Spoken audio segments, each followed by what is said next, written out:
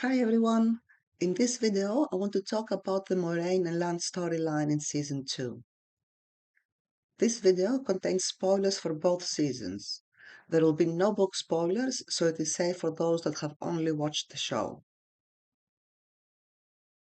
I first want to stress that I really liked Season 2. I have heard some fans mention that Season 2 was a big step up and an improvement from Season 1.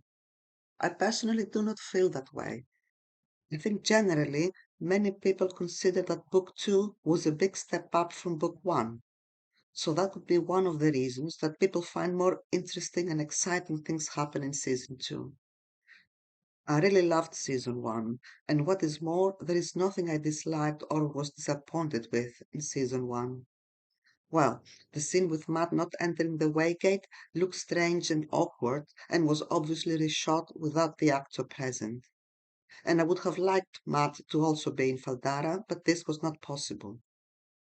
And it was a pity that there was no hand-to-hand combat and the Trollocs were CGI in the battle in episode 8 and Nagelmer had to die by an arrow from a distance. And the thing that I was most disappointed with was the Queen healing Nynaeve with the One Power, instead of healing her with traditional methods.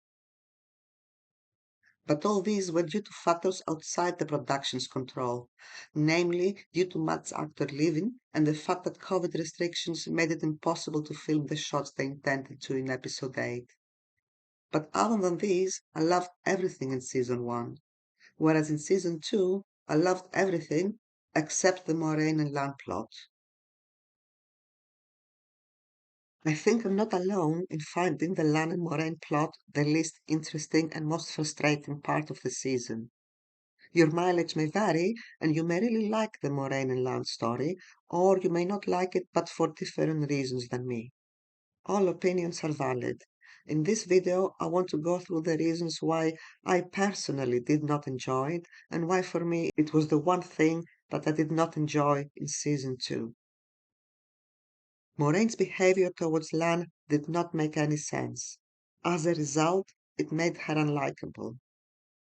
Lan's story, spending time with Alana and her waters, was the least interesting and least exciting part of those episodes. Personally, I'm perfectly happy with changes from the books, and I know Moiraine did not have much to do in Book 2, similar to how Rand is mostly absent from Book 3 and Perrin is absent from one of the later books. This is quite uneven, and it makes sense that in the TV adaptation, all the main characters are given something to do in each season. Having Moiraine unable to channel at the end of season 1, and having her deal with this trauma as well as how this affects her relationship with Lan, is a perfectly good story to give Moiraine and Lan in season 2. So what is the problem? For me, the problem was Moiraine being cold and cruel to Lan in order to convince him to leave, when there is no logical reason for her to want to send him away.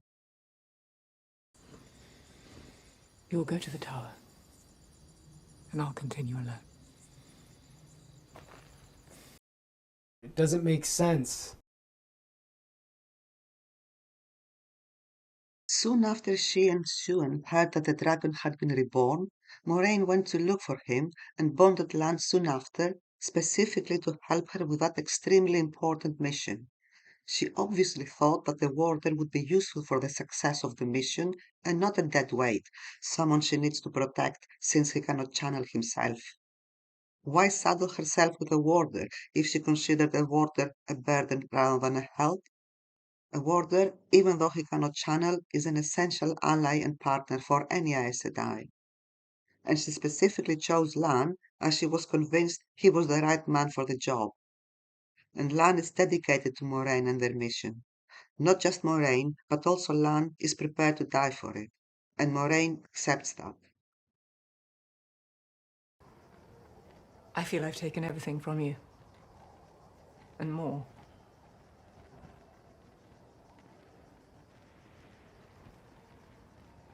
You have taken nothing from me. There's more to life than me. This mission. Before you, I had nothing to live for. And nothing to die for. You have given me both. Ever since Moiraine bonded Lan, she accepted that he is willing to die for their mission. She did not think trying to find the Dragon Reborn and help him win the last battle is too dangerous a mission for you, so sorry, I cannot bond you as a warder. Lan is an adult and can make his own decisions, and Moiraine accepts and respects that. After 20 years of searching, they finally found the Dragon Reborn, but at the end of season 1, Moiraine has lost her ability to channel. She thinks she is still, but we suspect she is just shielded. Lan knows Moiraine cannot channel, and they both know that the broken Quentiyar means that this was not the last battle. Moiraine knows Rand is alive, but lets Lan think he's dead. At some point later, she realizes Ishamael is free, and after Bail Domon's visit, she knows Lanfear is also free. She does not share this info with Lan until later, when she makes him live with Alana. Despite not being able to channel, we see, as we would expect, that Moiraine is still determined to continue her 20-year-old mission, the mission that she shares with Lan: find the Dragon Reborn, protect and guide him, help him win the last battle, save the world. So now, after 20 years, they have finally found the dragon, and they need to help him win the last battle. And what's more, there are 2 Forsaken on the loose, and Moiraine can no longer channel. Now, suddenly, Moiraine tries to alienate Lan and send him away so that she can continue her critical mission solo, when she cannot even channel. Why on earth would she want to do that? Watching the show, I was completely baffled because there is no plausible explanation for such bizarre behavior. Let's see what Rosamund Pike has to say. Moiraine, she is like a stubborn teenager in some respects. She leaves Lan at Tiffin's will. She doesn't want Lan to be forced to protect her out of duty when she no longer has the power to connect with him through the bond. She doesn't want him to die for her, and she's convinced that she's going to die. So Moiraine thinks this is all too dangerous for poor Lan. It doesn't make sense. Rosamund Pike's supposed explanation not only does not explain Moraine's behavior, but even as a standalone statement, it does not make sense and it's self-contradictory. She doesn't want Lan to be forced to protect her out of duty. Lan could never be forced to protect her or forced to do his duty. He undertook this mission and duty of his own free will, and moreover, it was at Moiraine's suggestion. She doesn't want him to die for her, and she's convinced that she's going to die. Lan accepts the danger of being her warder, especially on such a dangerous mission. And Moiraine was okay with this for 20 years. What's more, Rosamund Pike says that Moiraine is convinced she's going to die, and that means Lan will also die. Presumably, due to the abrupt severing of the bond when the Aes Sedai dies, that makes the warder feel suicidal. This is wrong in 3 different ways. Firstly, if their bond was still intact, which it isn't, then when Moiraine dies, Lan is going to suffer the effects of the abruptly severed bond, whether he's standing next to her or he's tens of miles away. So how does sending him away avoid this? It doesn't make sense. Secondly, and still assuming the bond was intact, Lan has the determination and strength of will to survive this and not end up dying himself. We have this on good authority. Moiraine herself. Do you know when I actually decided you'd be my warder? It was after Chechen. I couldn't imagine the courage it took to face the shadow with nothing but a sword. And that's when I knew. Because I knew that when the time came, you'd be able to survive on your own. It doesn't make sense. Thirdly, on the one hand, Rosamund Pike claims that Moiraine is convinced she's going to die, and that means Lan is also going to die due to the bond. But on the other hand, in her previous sentence, she has just repeated what we already know, that they no longer have the bond anyway. When she no longer has the power to connect with him through the bond.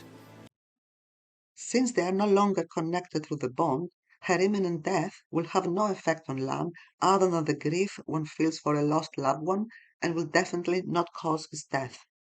It doesn't make sense. So Rosamund Pike's supposed explanation was not at all helpful in making Moraine's behavior make sense. It is also an example of the mental gymnastics we are forced into when we try to explain the unexplainable. I want to clarify that I think Rosamund Pike is an amazing actress and is perfect as Moiraine. I absolutely loved her in season 1. And also in season 2, she gives a great performance. However, if the storyline and script one is given make no sense, then the actor's performance cannot change that. So let's consider Moraine's and Lan's relationship. For 20 years, Moiraine was okay with having Lan alone in this dangerous mission. She considered him a help and an asset, not a liability and someone she needs to protect using the One Power. Now she cannot channel anymore. All the more reason to need Lan's help now. She has lost her main weapon, channeling, and she can only rely on her wits, knowledge, connections as a highborn lady and Aes Sedai, and Lan. It is not as if Lan has lost both his arms and cannot fight anymore. Then it would maybe make sense that it would be dangerous for him. It is Moiraine who has lost her power, so now she needs Lan more than ever before. Unfortunately, there are many things wrong with this flawed logic that the show writers have burdened Moiraine with in season 2. Moiraine no longer respects that Lan can make his own decision to be part of this dangerous mission, even though she did for the past 20 years. Suddenly, inexplicably, Moiraine treats Lan as if he was a child.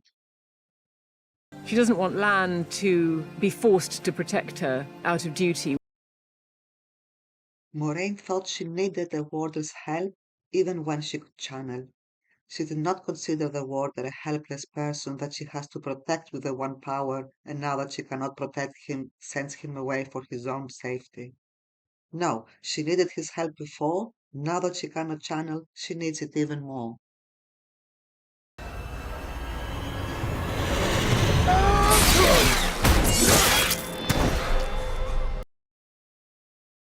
Their mission is somewhat important, like help the Dragon Reborn save the world.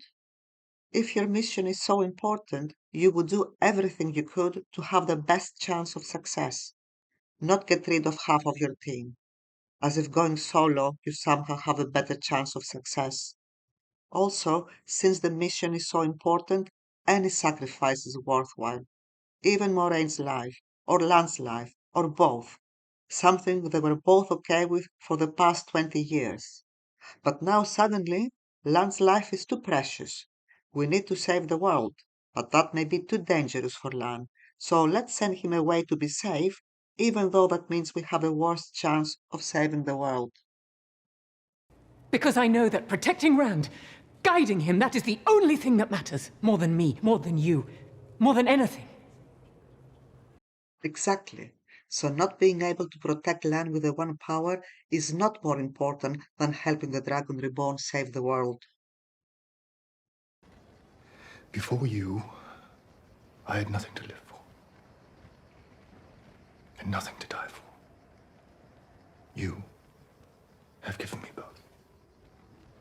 Because I know that protecting Rand, guiding him, that is the only thing that matters. More than me, more than you, more than anything. She doesn't want him to die for her, and she's convinced that she's going to die. It doesn't make sense. The problem with characters acting in a way that makes no sense given the established background story, context, characterization, and personalities is that the viewer can no longer suspend their disbelief. They're taken out of the story. Why would Moiraine be so cruel to Lan and send him away? I find no in-story plausible reason, so I go out of the story to find one. The show writers wanted some drama between Lan and Moiraine sending Lan away accomplishes that. I'm sure the writers tried to come up with a reason for this, but when they couldn't, they decided to go with it anyway.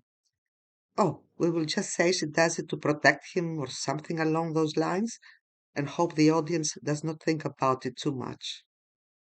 Unfortunately, the result is that many viewers find Moiraine insufferable and unlikable because she treats Lan badly for no reason.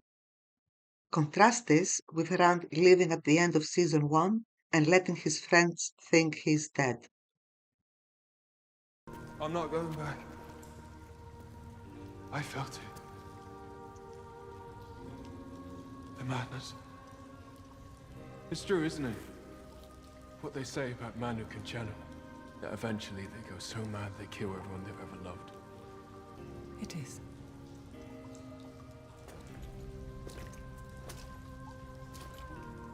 I have a favor to ask you. Just one. Tell them I died here. Tell them I didn't make it back. I cannot lie. You'll work out a way. You owe me that much.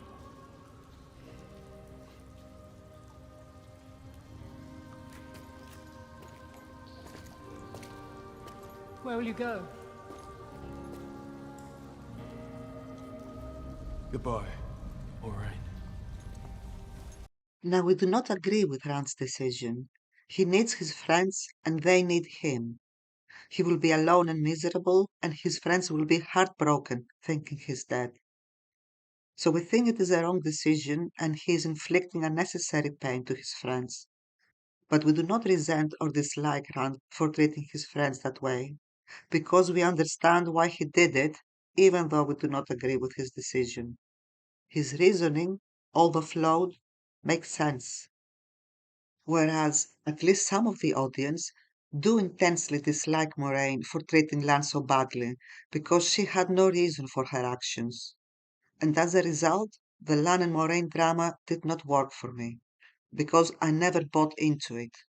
I was not upset that Moiraine was compelled by circumstances to do this, because she wasn't. Neither was I sad that Lan was so miserable as a result. All I thought was, Rosamund Pike has read the script and it says she has to be mean to Lan and send him away. And Daniel Henney, who has also read the script, needs to act unhappy and miserable. The drama was never believable for me.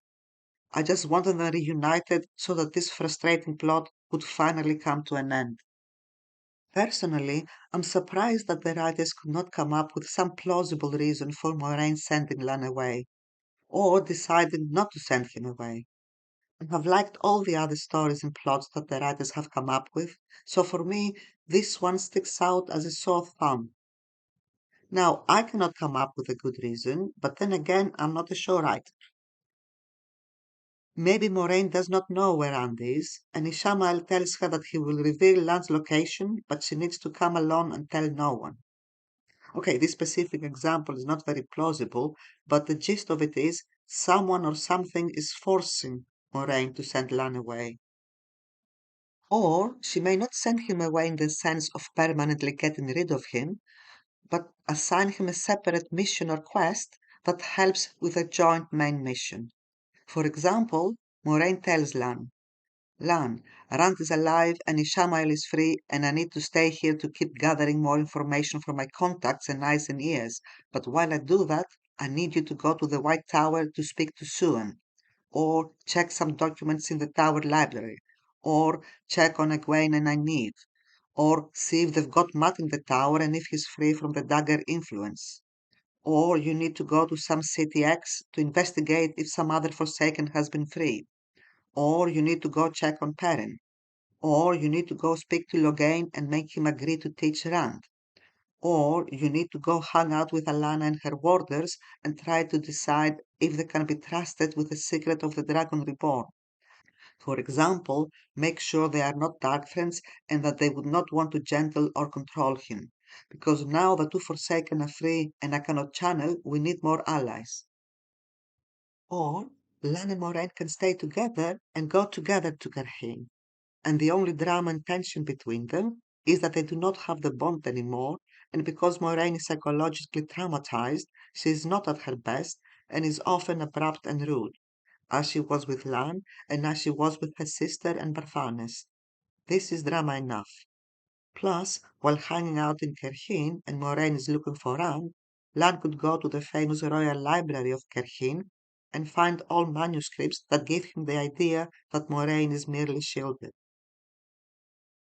Because although I was happy that Lan got to help Moiraine by figuring out that she is shielded, the non-existing explanation of how he learned that the Forsaken can tie off weaves, something that Moiraine or Verin or any Aes Sedai are much more likely to know, was also a bit disappointing. And while we are discussing Lan and Moiraine, I would also like to mention their bond. We know from season 1 about the bond between a warder and their Aes Sedai and the devastating effects on their partner when one of them dies. In season 1, Moiraine mentions that she read it is possible the bond may be released, but it does not seem to be widespread knowledge or common practice. I read once there's a way to release the bond.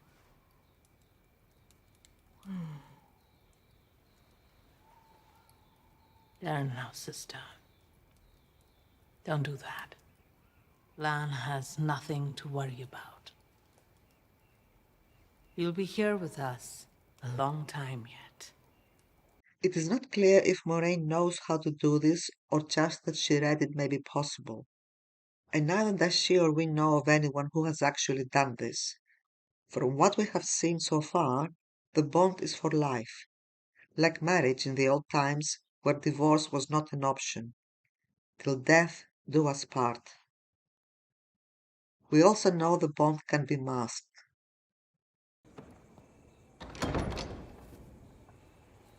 You masked our bond. It's been at least 2 years. And Lan tells us that Moiraine also masked the bond at the end of season 1, presumably because she did not want Lan to follow. And she tells Lan that she cannot unmask the bond because she cannot channel anymore.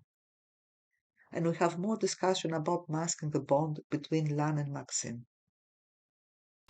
Moiraine has left the bond masked for the last 6 months or so.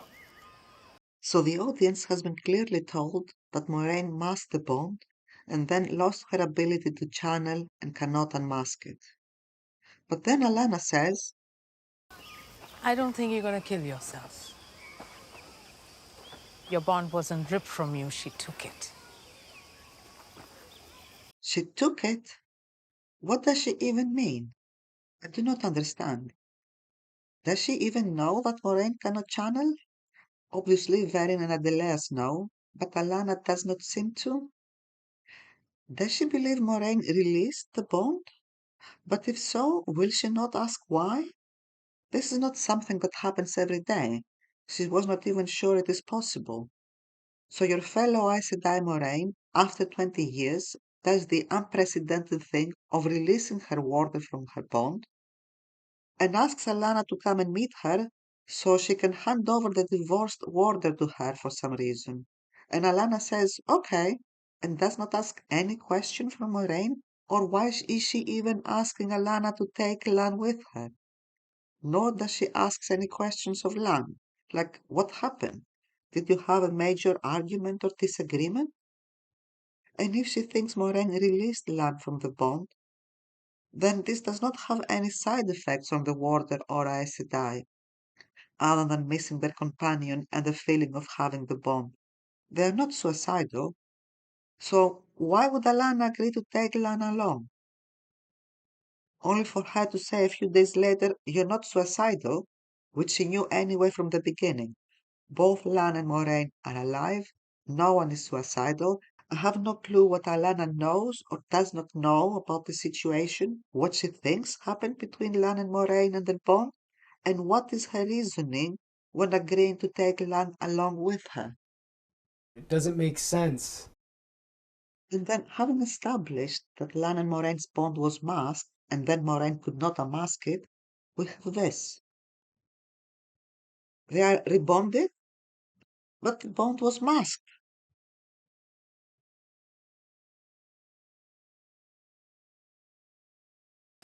Your bond wasn't ripped from you, she took it. You're doing really well. You know that, right? Usually the first few weeks after the bond's been broken. Moiraine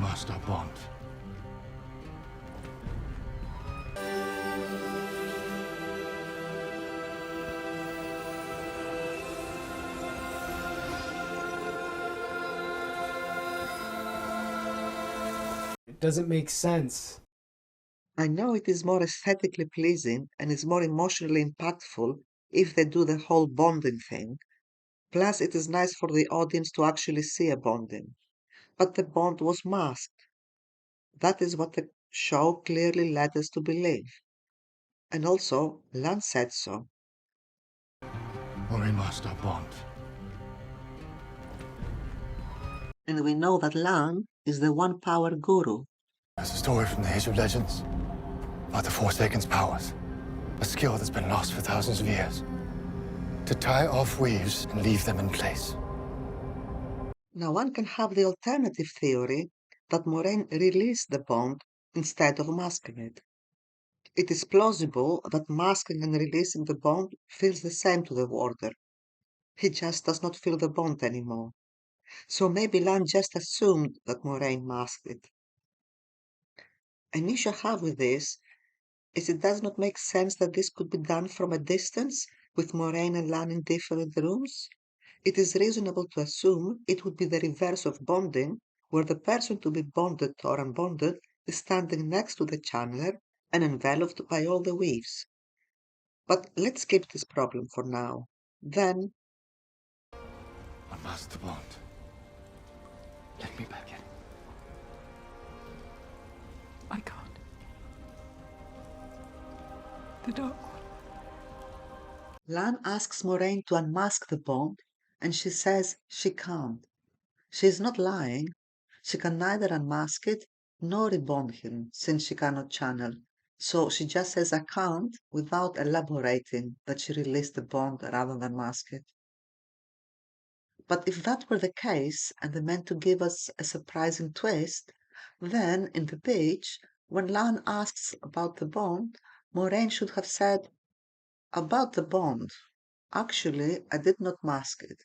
I released you from the bond because I was convinced I was going to die at the eye. But she does not say anything. She proceeds to rebond him, and Lan is not surprised at all. I guess Daniel Henney has read the script, so he does not question this, even though all this time he was sure the bond was masked. And it would take only 5 seconds to add that line and to make things make sense.